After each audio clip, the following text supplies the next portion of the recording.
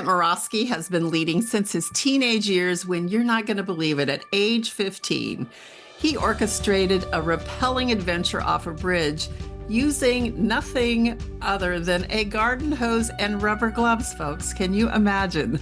So his methods have certainly evolved since then, and his passion for leadership still continues and continues today to grow stronger. Over the years, Kent has established himself as a seasoned leader and an entrepreneur, having led or founded 3 different organizations. He's a two-time author, currently working on his 3rd book, and as a coach, he's guided high achievers across many industries, helping them unlock their full potential, which isn't that what we all want? He is now poised to share his valuable insights and wisdom with others and with us today. And you'll also find Kent helping high achievers succeed at work and thrive in life, all while coaching, speaking, and writing his popular newsletter called the Catalyst Newsletter. So Kent, welcome to the show. Wow, it's so great to be with you, Lisa. I think, so we've got to know each other through a mastermind group that we're a part of. And I just wanted to say, number 1, thank you for having me. And number 2, I've appreciated in my conversations with you, which we got to ride in a car together for 2 or 3 hours, was one of them. I've appreciated just the thoughtfulness, the way that you approach helping people find their passion, break out of the molds that they're in, find how to bring their highest contribution to the world. And every time I talk to you, I come away with something that helps me in my business and in my life. So thank you for what you do.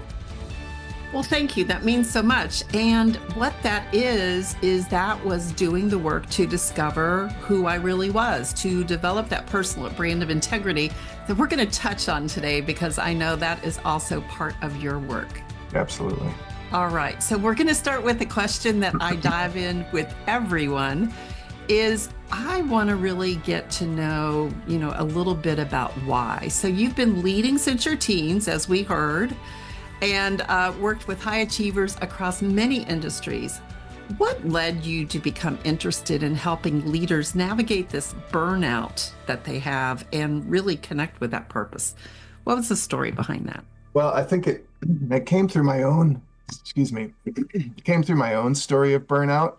As a young leader at 27 years old, I had like a fall down on the floor, nervous breakdown. I was not emotionally intelligent at the time. I was not self-aware. I didn't know what was happening or why. I hadn't been paying attention to all the signs leading up to that. I don't normally struggle with depression, but I was down and blue. I was waking up at night, anxious, feeling like I was crawling out of my skin. There was a number of signs and red flags that I just wasn't paying attention to. And I thought the answer was to power through. Until I couldn't anymore. And so that kind of is what began the journey to help people with this, was through my own personal experience. And that story is not the only one I've heard. It's a similar story to what I have and to what many people have. And I think, Kent, when we have those, whether they are actual or literal, literal or physical or fictional, let me get into all of that idea of falling on the floor, right? Like hitting the wall, coming to a point where I can't do this anymore. We take a step back, we look at where we are, we try and figure it out. And then the way we can continue to heal is by going back and serving that person who comes upon that same challenge, right? Yes, absolutely. So, yeah. So it's funny because our pain often becomes our purpose, right? Mm-hmm. Very much. That's a great way to look at it. And, when we think about like this burnout that you had, and then there was this difference between the first 10 years to the exponential growth that you had later. Could you talk about what was the difference that made it happen? Yeah, I think the big difference, there was a number of things. As a young leader, I had no idea the different metrics or things in my life, the gauges to pay attention to that led to a healthy whole person, not just leader, but healthy whole person. And so coming out of that burnout, it took me 2 or 3 months just to climb out of the hole. But coming out of that, I began to discover some things about myself. So I felt like self-awareness was a big key. And that took, as a older 20 something, the next 10 years was about that self-awareness Mm-hmm. discovery. And I got to be honest, it wasn't quick for me. It was very slow. I was not emotionally intelligent or self-aware, which my wife could attest to. Not only was I a workaholic, but we both came from divorced backgrounds. Our relationship wasn't healthy, mainly due to Mm-hmm. me. And so we were having strife there.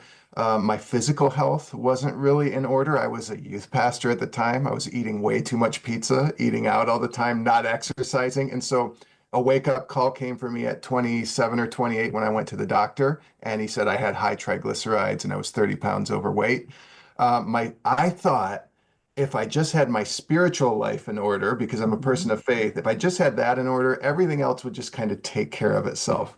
And it just didn't work. And so I didn't have an idea of what to pay attention to. And a lot of that had to do with self-awareness. Mm-hmm. I really believe self-awareness is the portal or the door that opens up so much potential for us to become better, right? To be better, to interact better, to perform better. And that's the wall that so many people hit. So I think the fact that you faced it during that time, and as you said, it takes people a while to go through that. Yeah. And little did I know, I was stepping into a tradition among different, I guess, masters in life and spiritual masters that I knew little of. For Mhm. example, Saint Teresa of Avila said, almost all problems in the spiritual life stem from a lack of self-knowledge. Mhm. And I might extend that to not just problems in the spiritual life, but the rest of life. So, Yes, you really can't separate the two because that is so integral to who we are. So when we look at, the idea of integrity or wholeness or completeness, it's not just moral character as we look yeah. at that. How does this change for us as leaders if we're looking at, not just who we are as people, but who we are as leaders? How does it help leaders approach their ability to create a personal brand? Because, you know, as we go into this, Kent, I will tell you when I first started on this journey of personal branding, people would run the other way. I don't want Mm, to be an influencer. I don't want to be that person on there. yes. And they feel like it's being fake. So how do you help leaders navigate that process? Yeah, well, integrity is a great word because it comes from a Latin word for integer. That's the roots of it. And it means to be whole or complete or sound. And so when we're talking about a personal brand, it's not any different. It's really becoming your authentic self and being that authentic self wherever you are. So it doesn't mean, obviously we're sometimes different in our homes than we are at work, not in a fake way or wearing masks, but the closer you are to people, the more comfortable you feel Mhm. like sharing things. And there's a professionalism that goes with that. But there's a way to merge our professional self and our personal self or who we are in any environment that integrity speaks to that causes us to be that same person everywhere. And I think the personal brand is just an extension of that, really. Mhm. Yeah, it really is. And I think a lot of times leaders get a little fearful or a lot fearful. And the way they handle it is they just hide behind expert content Yes. and become talking heads. And we're getting a little tired of that. Yes. Yeah, and we have, the reality is we already have a personal brand. Call it what you may. We have a reputation, we Mhm. have an ethos that goes with us. And so really it's just a recognition of who we are and being able to display that authentic self in the world. Yes, and I think understanding that we all have value to give, we all have contribution. Yes. So that leads me into a question about a distinction between hear the words destiny, like Mm, that's a big, almost like a big yeah. theater word, right? Yes, it Destiny. I is. can see the big thing there. And agency. So, how do you help leaders understand the power of their choices? Mm. And maybe even like how would you define the difference between destiny and agency? Yeah, you're right. Destiny it's a big word. It can be a loaded word at times for people. So I define it this way. I like to say destiny is a preordained path, and agency is the capability or capacity to act or exert power. So now everybody might not agree with me. I'm a believer in destiny because I'm a person of faith. It's okay if people don't believe in that. But the reality is there's choices that we don't have control over in life. And there's things that we do have control of. I like to say the only thing we really have control over is self-control. When you think about it, so many things in life are out of our own control. Even how many breaths we have, we don't know when that time is up. We don't know how many we're going to have. So the way I help leaders think about those two things together is, especially when you're getting overwhelmed, looking at the things you do have control over. And I find such a helpful question to be, what's the next right step? Mm. Hmm. That's beautiful. And when you look at like this, there's always been that tension between control and agency, right? And that's like evident in probably every different philosophy and faith journey that you can think of. Stoics, they think there's things within our control and things Mhm. outside of our control. Christianity, Jesus said, "Don't worry about tomorrow. Look at the birds of the air. They neither sow nor reap nor gather into the barns, yet your heavenly Father feeds them." You don't have control over that. And then you look at Buddhists, believe that we don't have absolute control over everything, but we do have control over our actions. So I think Mhm. looking at realistically, like when we get overwhelmed, what do I have control over right now? Mhm. And what do I have the ability to change or do differently? And that's where we want to put our focus, because it never helps to focus on things outside of our control. Mhm. And I think, I was just having this discussion yesterday with someone about what we have control over. We have control over our attitude, how we approach things, how we look at things, our perspective. That is a choice, It which is. was a podcast episode a few episodes ago about, don't play the victim. Like, you have a choice on how you decide you're going to respond to things. And That's so, right. I think I love the idea of destiny.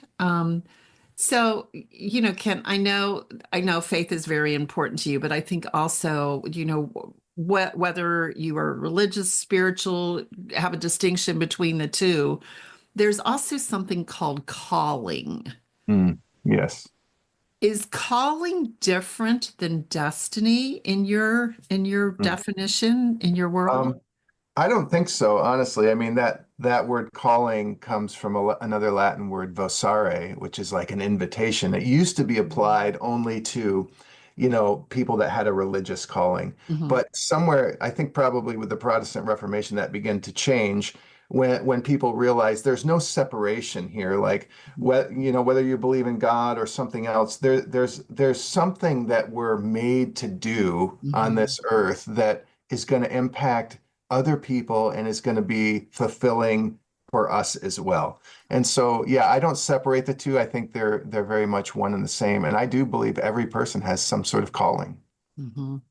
I really believe that as well. I have this continuing thread through all the work that I do is I believe we were created to find work that we love. Now, the work may not be work you get paid for. It Yes. may be something you volunteer to do. It may be how you show up as a friend. Yeah. But there is a creation that we have. We've got skills and talents and these wonderful gifts. And we don't always see it ourselves, but I think when we find that there is significance in our contribution is where that purpose starts going in. So Yes. we're going to go off on a tangent here if we're not Yeah, careful. no, I'd love it. I love the thought of purpose, and I think there's different ways to look at purpose, right? And passion.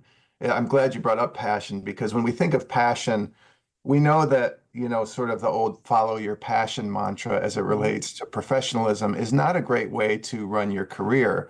Mhm. But following your passion doesn't necessarily mean it has to be your career either. There's Mhm. two types of passions. There's passions that can lead to financial remuneration, and there's Mhm. passions that you just do for joy. And you need to kind of make that distinction. But I like Dan Pink's definition. He says that he talks about that passion grows with mastery. So it kind of plays into this zone of genius thing that you've been talking about, like finding that sweet spot of your skills and your passions and how those add value to the world. And when you work in your strengths that bring you joy and you achieve more mastery in that, your passion grows as you do that. And so I really love that distinction that he brings in his, I think it's in the book Drive. Yes, I recall that in there.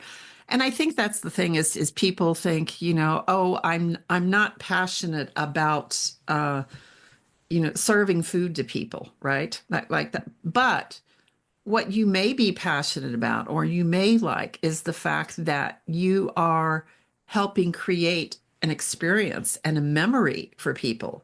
Yes. It's not about you delivering food to the table. It's Yes. about, are you creating that bigger experience? And I think a lot of times we get so caught up in the tactical pieces of what I do matter? Yes. And it Yeah. So does. true. Yeah, It's it so does. true. And it's interesting. That distinction is really important. I really love the book Man's Search for Meaning by Viktor Mhm. Frankl.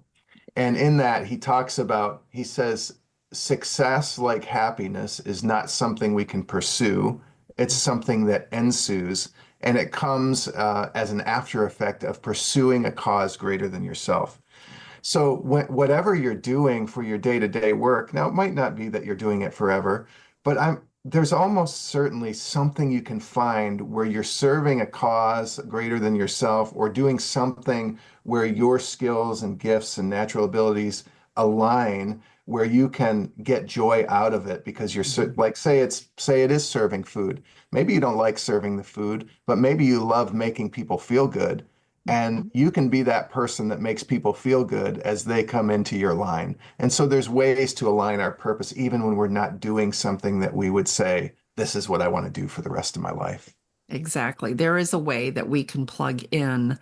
We just have to look at it not in a very traditional, tedious way. Like Yes. and this all goes to what I've been talking about recently is the importance of that human connection. Mhm. Mhm. Um, a couple of episodes ago I did was on how AI tends to be, it's the buzz right now. Mhm. And I think Mhm. a lot of people are, because they may be unsure of how to be a human, they're starting to back off a little bit Mhm. and, push the easy button. Oh, I've got to do something. I'll just ask AI Yeah. and I'll post and do all of that. But we can't lose that humanity. Yeah. It's going to be so important. I agree with you. That's a great observation. And with our humanity, it goes two ways. It's both we're adding value to others, and I don't think we can get very far without others. Mm-mm. I mean, if you think of all the major events in your life, how many of them were tied, either good or bad? How many of them were tied to a person? Hmm. Probably almost All every. of them, right? So Yep. that relational connection is huge. Is really very important. So, I kind of got us off talking about destiny. We're looking at destiny and agency. But, when we look at a leader, understanding that they do have agency, they recognize that power of choice. So they've got these overwhelming circumstances or burnout. How would you advise leaders to maintain that sense of agency when all of these things are coming at them? Yes. Well, I think one of the things I didn't say earlier, that helped bring me out of it, I talked about self-awareness and emotional Mhm. intelligence, but so part of emotional intelligence is understanding your own feelings, or in the least, starting by acknowledging them. Mhm. So I think this might be counterintuitive, but one of the things that I recommend to leaders is like, don't just power through. Emotions are the dashboard of your soul. Mhm. So if you think about the dashboard in a car, a light pops on for a reason. Sometimes it's just an oil change and it's just requiring minimal attention. Sometimes it's the check engine light and it keeps flashing and it's saying, pay attention to me. But emotions are like that. Like they'll keep flashing on the dashboard until we pay attention to them. And I think what a lot of leaders, well, I'll speak for, I'm a male, a lot of male leaders Mhm. tend to push emotions down, tend to not acknowledge them, are taught that they're bad. or not even that they're always bad, but just not expressed. They don't learn Mhm. how to talk about them or express them, or even worse yet, in some of the faith cultures, emotions are looked at as bad. Mhm. And I just think that's a mistake. I think they're meant to communicate our soul to us, and we can't always live by them. That's correct, but we better pay attention to them. So that's one of the ways, like paying attention to your emotions, Mhm. talking about them to someone, whether it's your spouse, a coach, a counselor. So that's one thing. I think a couple other things. I think burnout can come two ways. Well, and maybe more. I think some burnout is self-imposed. And what I Mhm. mean by that is it comes as a result of having unrealistic expectations on yourself. So most leaders are highly driven. They're overachievers like myself. I was just trying to do too much, Mhm. along with not paying attention to all the other areas. So that was self-imposed, and I didn't know any better, but I learned the hard way. Other burnout is not self-imposed and it's circumstantial. And so, Mhm. when you think of things like, I don't think work is the only thing that leads to burnout, but it is a big reason why people burn out. And if you look at a work dynamic, it's usually an unsustainable workload, a Mhm. toxic workplace culture, or relationships that aren't good in the workplace. And so those are some of the main causes of burnout. So if it's not self-imposed burnout, we still have a choice in the matter. We can let go of that job if we really must, and which, it's not easy to say, but if it's a toxic culture that's Mhm. causing you pain and stress all the time and burnout, then that might be the way to get rid of it. But then beyond that, if you think of wholeness or thriving in a Venn diagram with two Mhm. circles where they slightly over or intersect. On one place, you've got workplace culture, and on the other side, you have personal wellness. Uh, Mhm. so on the personal wellness side, that is something you have a lot of control over. So I have what I call the rest framework, the rhythms of rest framework, that looks at these different areas on the personal wellness side and teaches you and helps you how to thrive in that area of the areas that you do have control over. So if this one isn't as controllable, you still have all these things that you Mhm. do have some levers you can pull that will help you in the long run. Yes, and I think we see a lot of people when they have a lot on their plate that they have some type of morning practice, whether it is meditation or prayer or going outside and putting your feet in the grass or being in Yes. nature, whatever it is, where you ground and come back inside yourself before everything else comes Yes. in. But Kent, I love the path you were going on with the emotion because we are human. We have emotions, which is energy in motion. It is there to tell us something. And you brought out the point about, much of our male part of our population is told that that is bad to have emotions, right? Like you're supposed to Mhm. be strong and not show emotions. Or I think the language that we use to raise little boys of don't be a crybaby or you're being a girl, right? Like we this judgmental thing where people are not allowed to explore those. And Yes. I can't tell you how many men I am talking to that are either joining men's groups Mhm.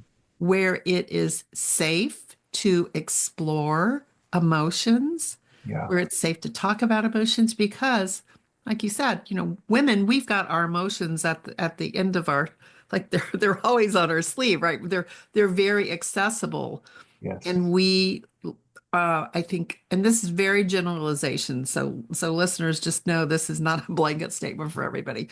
But if you look at what society has done, is we're told, that we learn to manage our emotions. Sometimes women are known as being too emotional, Mhm. if we look in the Yeah. corporate setting. So I think that just overwhelm of how to deal with emotions, your advice on recognizing them, so important. So important. I agree. We have a lot. We have a lot. First of all, us men have a lot to learn from our female colleagues, and spouses, professionals, whatever context, because I think we need to be way more in tune with our emotions. Mhm. Second of all, I think some people are taught that they're bad. Sometimes it's not that. We're just not really taught about emotions, period, when we're young. Mhm. Like, this is emotion I'm experiencing. Is it okay? What is it? Like, can I talk about it? And if we're shut down, even unintentionally, Mhm. then we learn to say, oh, it must not be okay to talk about my emotions. Yes. I think it's Brene Brown has a book, Atlas of the Heart, where she identifies, I don't know, 40 or 50 different emotions. And she's got a great special. I can't remember the network. I'll try and find it and put it in the show notes. But she said most people can identify three, like, Yes. happy, sad, or it might be sucky or something like that, Yeah. right? Um, but when you look at that and you have an emotion and you don't know what it is, and I love the fact that there is a movement in parenting where parents are helping children recognize their Mm, emotion. yes. I have two young grandsons, of recognizing their emotion, of saying, expressing, I feel sad, right? Of Mhm, doing that. mhm, I think mhm. there's some movie Inside Out too, where it's all about, Yeah, yeah, it was all that. fantastic. Yeah. Yeah. Yeah. I haven't seen it yet. But just the fact that, okay, let's recognize people. We are not robots. We got plenty of AI coming in. We are emotional beings. So I think Yes. doing that and understanding how to navigate our day with that can get you into that burnout. Um, I also think, Kent, we have glamorized the hustle culture, Yes. being busy. The busier I am must mean I'm more important, right? How much of burnout do you see in this high performance is tied to really the idea that we're trying to prove our worth? I think it's huge. And again, I won't speak for women because I'm not one.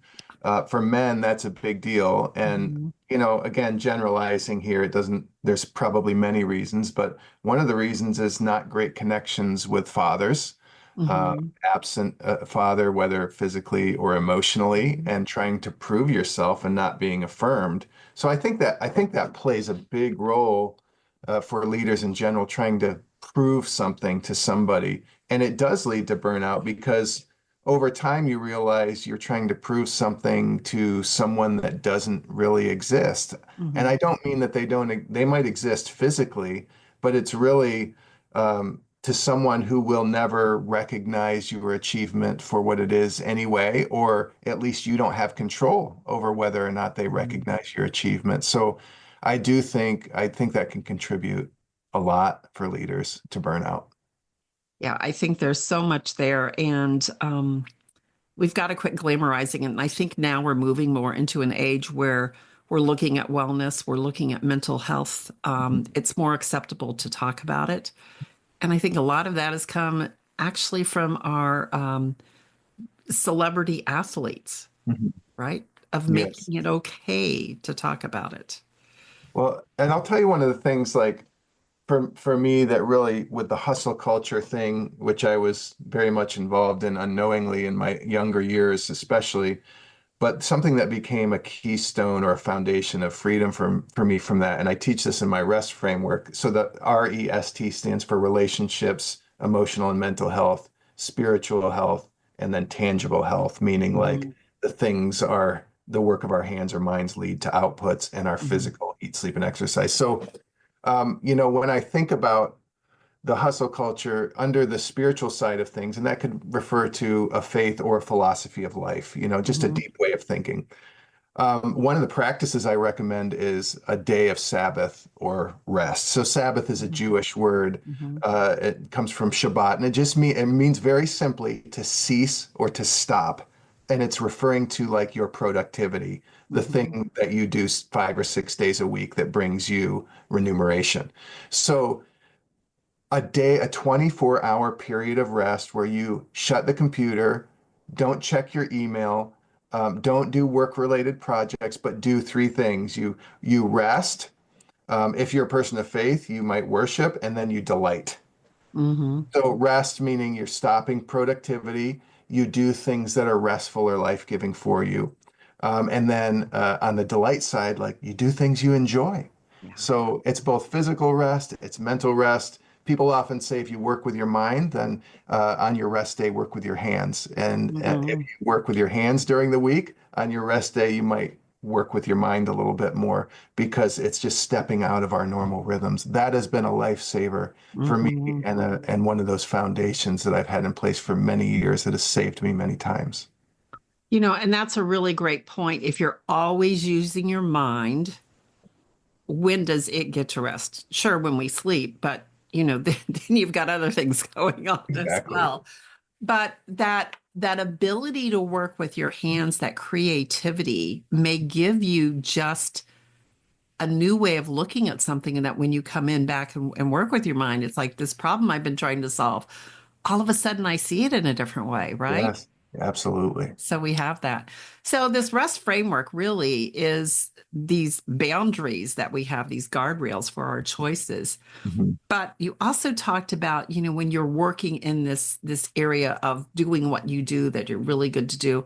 That's what Gay Hendricks calls in the Big Leap. He calls your zone of excellence. But there is something that is also called the zone of genius. Mhm. So, what do you see as connections between boundaries and Mhm. being able to operate in this zone of genius that we have? Yeah, that's a good question. I mean, I think boundaries, the good ones, tend to flow from probably two things, our personal values and then the things that really matter to us. Hmm. Because when it comes to a boundary, it can be easy to say, oh, I should do this, or I want to do this. So Hmm. the should becomes law, which, if you think about kids, what's the first thing they do when you say, I don't want you to do that, or I don't touch that, or don't go? They want to go there. They're curious. Right. That's why, because they don't understand why they're being Hmm. told. Now, over time, they understand there's maybe natural consequences to things, or maybe mom and dad had a specific reason they're telling them. But so that becomes like a rule or regulation, and none of us really want to impose a bunch of rules on ourselves. But if we set boundaries based on our personal values, the things that matter to us, but then also maybe things in life that, like we all know that eat, sleep, and exercise in some form is good for us, but we have to understand the why. So I like to ask about when I think about boundaries, I like to say, why is this important? And Hmm. what's at stake if I don't do this? Hmm. And those things flow from my values, from things that matter the most to me, but also from the things I know that are important, but that important for everybody. And I just need to find a way to find that inner motivation to do them. So I find the why helpful in that. That's really good. That's really good. And I think the thing is, we all want to be operating in our zone of genius. And if you don't know the definition, if you're not familiar with the definition, as you listen today, it's where you find yourself in flow state. It's where you Yes. lose track of time. It's Yes. where you look up and I can't believe I get to do what I do, right? Yeah. It's the sweet spot we have. But there's a lot of people that are searching for that, Kent. And I know when you work with leaders, they're trying to reach their highest potential. How do you help them pinpoint when it's a zone of excellence and when they're like, Mm. how to get to that zone of genius? Yeah. I mean, I think it happens in some different ways. I think assessments can be helpful for that. If you have no idea where to start, that can be helpful, especially if you're young in your journey on leadership. As you get older, it's not just the assessments, but you try a bunch of things and you realize that's not it. And then you Right. try other things. And like you're saying, you look up, like that happens to me when I'm writing. I can be writing for a few hours and I look up and say, 2 hours has passed already. Yeah. And so that state of flow when your skills match the challenge or the challenge is slightly beyond your skills and you do that. So I think experimentation is really Mhm. important. I encourage leaders to experiment and then observe. Uh, Jim Collins shared this in a podcast I heard him on. He called it his bug book. And what Mm. he had when he was young was this journal, and it was Jim's bug book. And what he would observe himself like a bug, like a scientist. And he would write down that day, he would say, Jim the bug did this. He taught at this specific seminar and he came alive. This was amazing for him. Or he would write, Jim the bug did this today, and that was not his area of strength. That was I did not the Jim the bug did not enjoy that. So like observing things about yourself that you like and don't like, or love and don't love, I think Mhm. is part of the way to get there. hmm You know, and I think that is so true. Some of the work that I do with people too is understanding that who you are is not what you do, That's right? And so being able to see and observe some of those things takes you out of, kind of separates your emotion. You can look at it a little bit more objectively that's right. in having that. So, I do want to, as we wrap up here, Kent, really look at the world's a pretty crazy place right now. It is. It is. Um, I have got to the point where talking about boundaries, I have made the choice to turn off notifications on my phone. I've made the choice to not watch the evening news. Mhm. I'm still aware of what's happening, but definitely from a distance. Mhm. And so, how would you suggest that, when we are in a crazy world, when things are happening like this, when we've got people around us who are reacting and being triggered Mhm. by all of this, what is the best way that we, in leading ourselves, can navigate that so we don't end up in burnout? Yeah. I would love if for a minute I can just turn it back on you and ask a question for you Mhm. or to you. Yeah. So what are you finding as you've made that choice? How is it playing out or manifesting in your life? As I've made the choice to not get The involved in those notifications, things. yeah, and then evening Um, news. yes, I am finding a much closer relationship with myself Hmm. and understanding this is what I'm designed to do, not the fact that I'm not watching the news is what I'm not designed to do. But all of those things have come in as distractions, right? Yes. So those are all distractions taking me off my bigger why, Mhm. which leads me to believe, Kent, that maybe that's the purpose for all of that happening. So if you think of Mhm. all of the craziness that's happening in the world right now, maybe we are all supposed to be working on our Mhm. destiny, our Wow. purpose, our path. And maybe those are things coming in to take us off.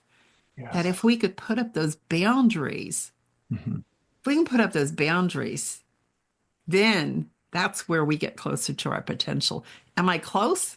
I was asking that more out of curiosity, and it Yeah. seems like what I'm hearing is you're not really missing the things that you took out or put up boundaries around. In fact, it's, if I want to use this word, if it's catalyzing you to realize that there's something that it's pushing you towards, that Yes.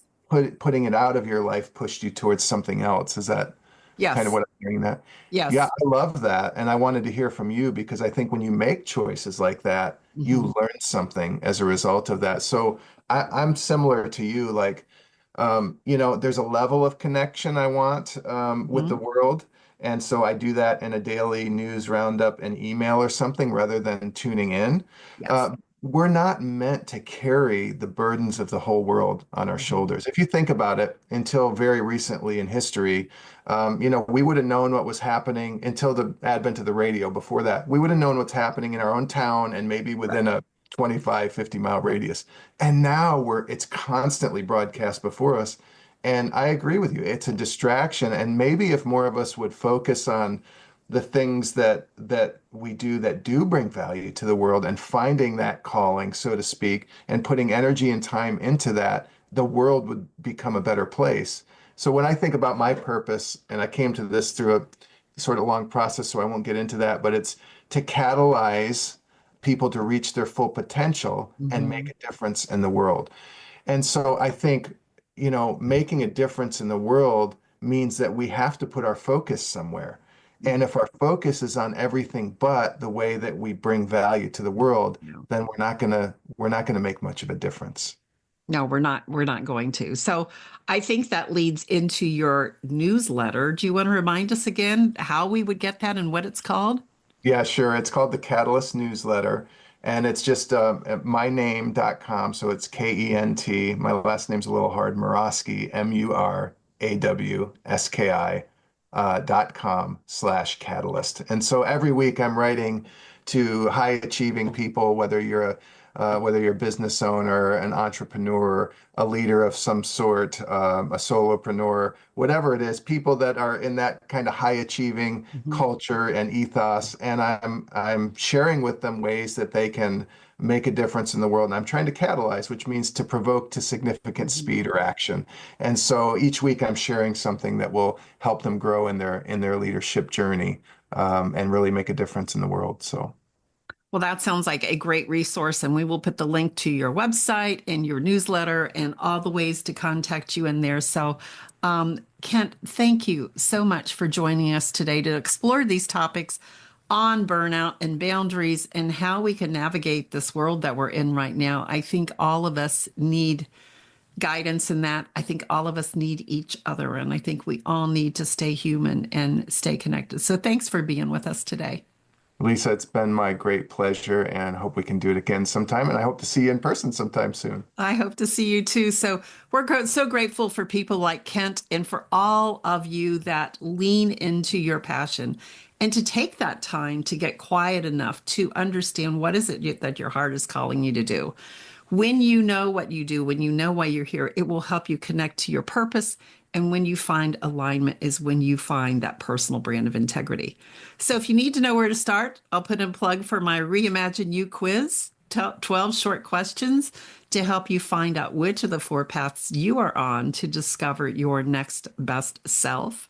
And if you enjoyed the show, please let us know. Reach out to let us know. Reach out to Kent. Reach out to me. Post it on Instagram. Share it with your audience.